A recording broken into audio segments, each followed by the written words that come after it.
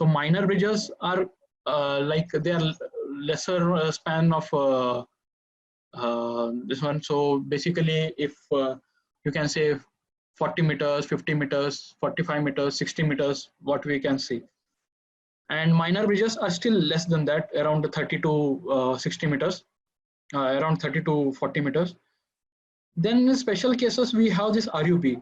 So RUB is nothing but RUB is the full form of RUB is road under bridge. So with reference to railway, we use these terms. That is, a road is under the railway bridge. So it is named as RUBs. So as you can see, the bridges over that we have railway crossing.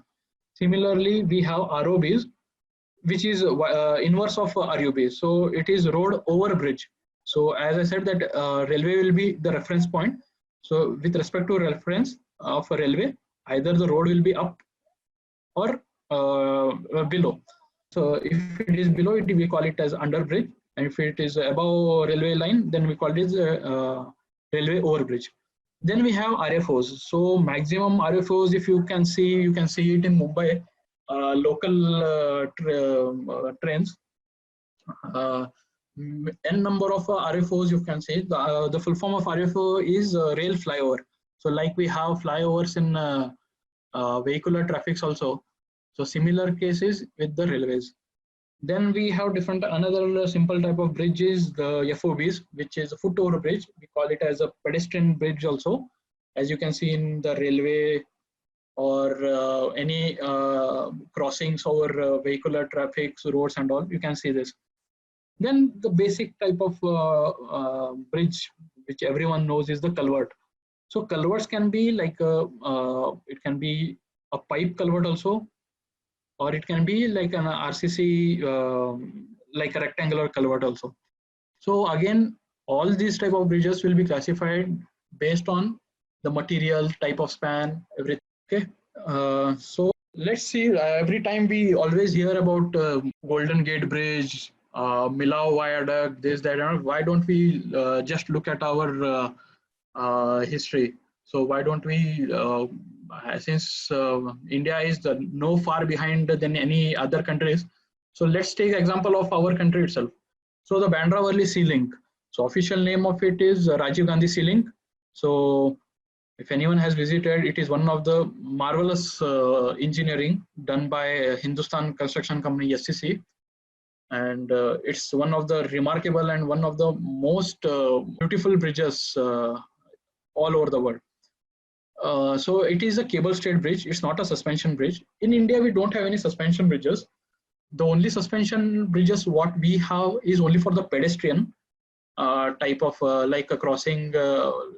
It's not for vehicular type, it's only for pedestrians. So if you go to Assam or the northeast part of it, you'll see n number of or the Himachal, Uttarakhand and all, you will see n number of suspension bridges only used for the pedestrian, only for pedestrian use. So we in India, we do not have any suspension bridges as of now. So there are many projects, upcoming projects. So recently I was going through one article. Mostly Hyderabad will be having, they are planning to have a suspension bridge in Hyderabad. So I don't know what stage of planning they are yet into, but yes, soon we'll be having a good different type of bridges. And if you see, the length of the bridge is 5.6 kilometer. Okay, and so this is also a sea bridge. And the project which I am working is also, once it is built, it will be the Asia's longest sea bridge. Though it is not a cable stayed bridge, it is a simple type of bridge, but it is a 26 kilometer long bridge through sea. It is in Mumbai itself. And the width of this Bandra Worli Skill-Lync is 40 meter, and it was opened on 30th June of 2009. So as you all know, Howrah Bridge, it's one of the marvelous engineering. If you have to, if you get any chance to read the history about this bridge, then you must, if you are a budding bridge designer, and if you want to know more about bridge engineering, as I already said that the history if you don't find the answer in the present day scenario, then you please do refer any of the historical things. You will definitely find the answers. So if you are having any trouble with the present day issues, obviously you will get the issue, your issues resolved once you check out the history of any other bridges. So the official name is Rabindra Setu, carries 8 lane of road.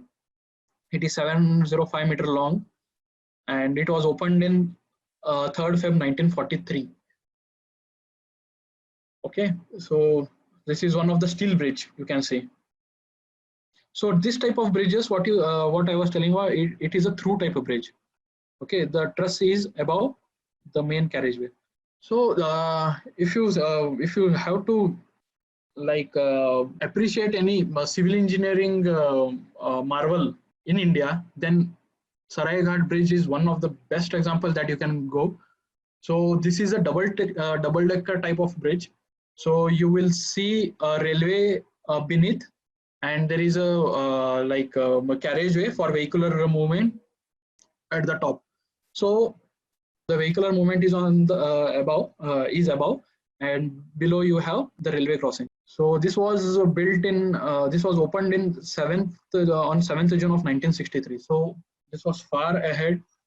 And today in Hyderabad and I think in Faridabad, New Delhi, and even in Gujarat, we are now seeing double-decker type of bridges, wherein you will have metro line below, and there is vehicular traffic above. Okay, see, this is one of the marvelous creation of a structural engineer or a civil engineer.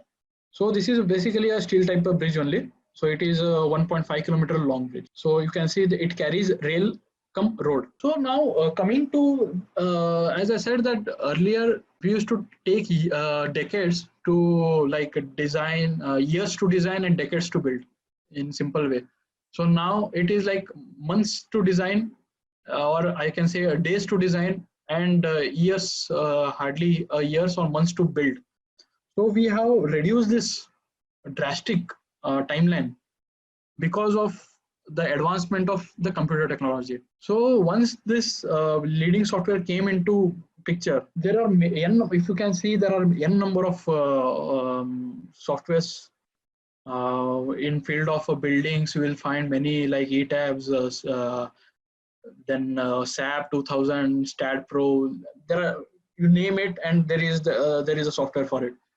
So similarly, we have good softwares in bridges also, and there are few softwares I have displayed here, because these softwares take into consideration the Indian codes. Else, maximum bridges are designed by these ASTO codes, ACI codes, European codes. Okay, so there are few softwares that support the Indian codes also. And if you can see, there is an adapt company, ABI. Then there is a CSI bridge. Even CSI also holds the ETABS. SAP 2000 is their product itself. So CSI also have a good software for bridges also. Then we have very complicated and very robust and very what you say, best of the best software we can say is the LUSAS bridge analysis software. And then we have a very good software which is user friendly also, and everyone maximum in India, India all around the world who are basically into bridge engineering, they usually prefer MIDAS. So even we in India, we design, we analyze and design using MIDAS.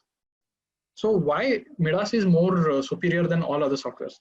So MIDAS is superior in some point of view, but other softwares are not behind it. But the way of tackling the analysis, or the way of or there are many other factors I'll let you know, which makes them like a contender for a best software. So if you can see, I have made, so these are the three softwares which usually we see in our bridge engineering domain. So CSI Bridge, MIDAS Civil and LUSAS are the basically used. And I will just let you know why, simply in a brief, no need to read all through it, because if you just keep listing out, there are n number of pros and cons of all the softwares. So basically, all three softwares are the best softwares. So coming to CSI Bridge, so anyone of you have used like eTabs or SAP or even STAB? So you can see that whenever you open a software, especially the eTabs or SAP, you will get a wizard. Like if you want to, you will get a dialog box wherein you will be having different icons. Like if you are designing a slab, or if you design a water tank, if you want to design a plate, like there are different icons, and you need to select, and based on that you will be going into that particular domain you will be getting into. So even in the StatPro we have like a structural wizard, wherein we will find different types of trusses, shell, then the chimneys. So directly you need to just pick up and drop, like that kind of thing. So CSI is offering you many type of bridges. Almost it will cater to all type of bridges. So it is like it will give a type of bridges. Like if you want to have suspension type, you want to have simply supported type, or continuous type, or cable state type, it will give you that option. You need to select, and you'll be getting, you need to enter the data, the depth and all. Based on that you will get a model ready. So when you have some specialized type of bridges, like if you have a skew type of bridges, or if you have a curvature in the bridge, so even that option is also available in CSI and LUSAS. But somewhere the results, I will not talk about LUSAS now, but in CSI there are some hindrances which we get during analysis. So MIDAS, if you come to MIDAS offers you both. Like you can use it, there is also a wizard available similar to CSI Bridge, and you can model it as at your like you can model it separately irrespective of the wizard. So this gives an opportunity for you to design any type of bridges. Okay, and if you come to LUSAS is also similar to MIDAS only. The only thing why we don't prefer LUSAS is because of the cost of the software. It is very high, and you will not believe, it is one of the best software. It is one software for all the engineering solutions. So it is a one-step solution, what you can say. You can use it for tunnel designs, you can use it for building design, you can use it for bridge design. It is one software, suffice everything. And the other thing is like LUSAS, the file sizes are high. So since it is working with the FEM type of model, so the size of the file and the time taken for analysis is robust. So we use LUSAS for mainly into research type of projects. CSI Bridge for smaller or like minor type of bridges, and MIDAS for, it is a versatile. So you can get a good hands-on on MIDAS, and this one software is more than enough to get into this bridge engineering domain. So now coming to like how can you get into this bridge engineering domain? So since civil engineering itself, I think there are more than 34 sub-branches. If you can list out on a wider range, there are more than 34 branches. And again, there are subdivided also in that. So now how to get into bridge? So basically, there is no much into bridge engineering. So basically, if you are a civil engineer, then that is more than enough. And it is typically needs a graduate degree and a licensure for promotion to senior position. So senior position is nothing but if you want to get more promotions and all in your, once you are getting into this job. So there are many type of licenses, exams. Like if you if anyone has the idea of institution of engineers, so they have like chartered engineers and professional engineers. So there are different types of exams we can crack once you are experienced. Okay, so like that. But best thing, if you want to start a career into structural design, my personal thought is that you need to complete. You please complete your master's degree. It is really needed, because most of the concepts of structural engineering, which will help you in bridge engineering or any type of buildings, hydropower, will be deeply covered into your MTech syllabus. So civil engineers usually must be licensed in the location where they provide the service. If you are getting into your own consultancies and also, obviously we need to register ourselves into the nearby the municipal corporation for designing and all. So even that requires experience. So so basically, if you want to get into bridge engineering, civil engineering degree is more than enough, but preferably MTech is the best. And if you want to be a bridge engineer, get into any or get experience into the bridges. Start from do not underestimate any type of designs you are getting, even if it is a small pipe culvert also. Don't hesitate. I have seen many youngsters coming to for the internship. I have trained around 15 to 20 interns. First thing they will be asking is, sir, if I give them a simple design so that they can understand the basics of that, they will say, sir, pipe culvert nahi sir, will go for some other good design, sir. So this is actually the mentality nowadays having, we are all seeing through. So if you are getting any simple design, because that knowledge what you are getting from the simple design will actually help you to achieve some bigger, it will be a solution for bigger problems also. Okay, so this is like how do you get into the domain. So what are the typical job roles you will be getting? So once you have completed your BTech or MTech, and you're getting into any company, for example, if you can get into a company, MNC companies, so they will be starting like if you're just pass out, then you will be getting into as a GETs or a PGTs. GET is nothing but graduate engineering trainee, and postgraduate engineering trainee for PGT. So it will be your training period basically, wherein you need to give your various assignments. You will be put under your mentor. So the mentor guides you. He gives you problem. He grooms you.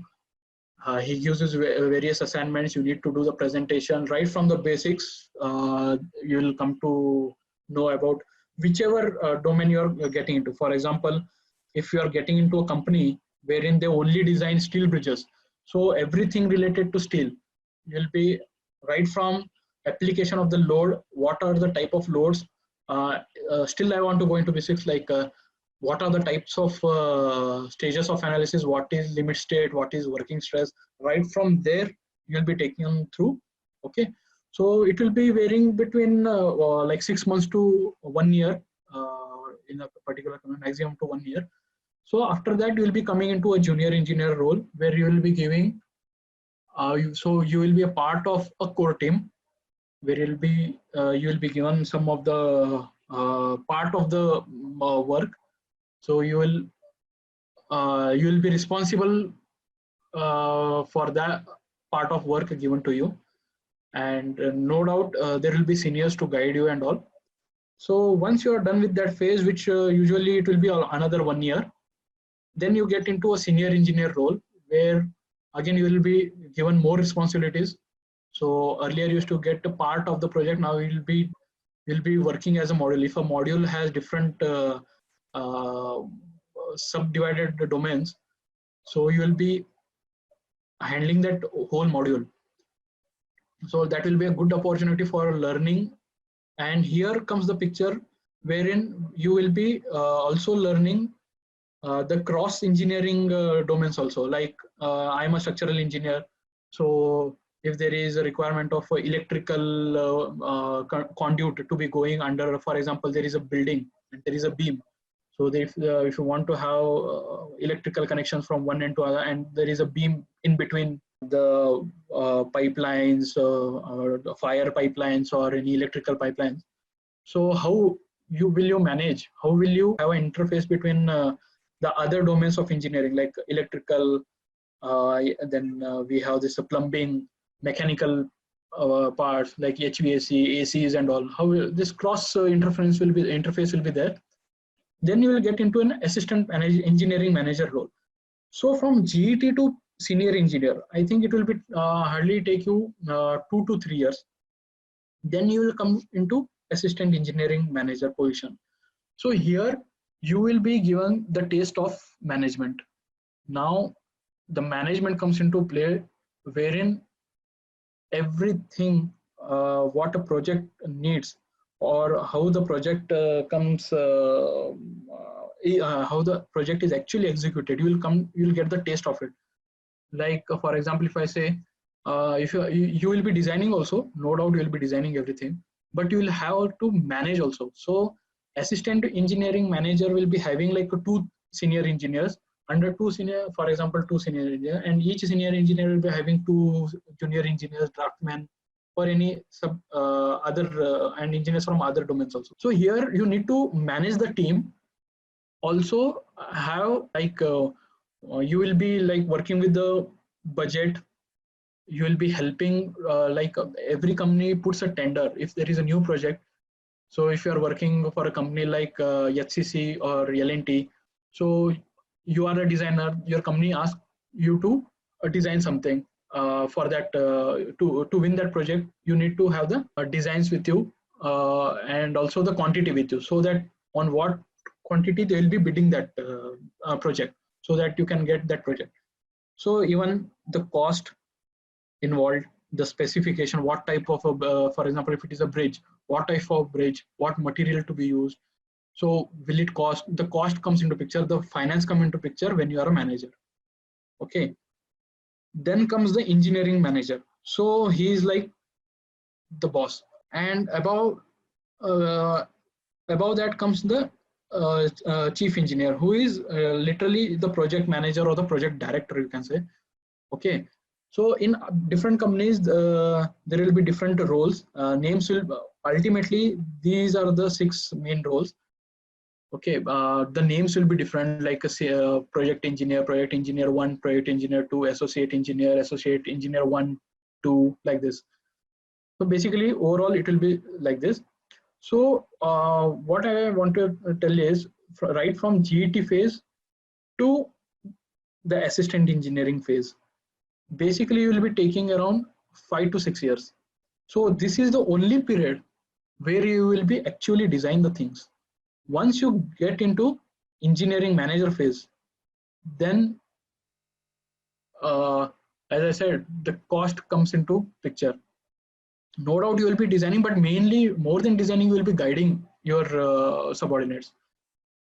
So that is the beauty of once you get into any field, you will be like advancing more into management role compared to the design role. So since as you move up the ladder, responsibilities will be always on the top priority. The quality of the project, the quality of the material, everything will be like you will be the signing authority, and it will be a big responsibility on you. So the only work that you will be getting is reviewing the things, not actual designing. So thank you.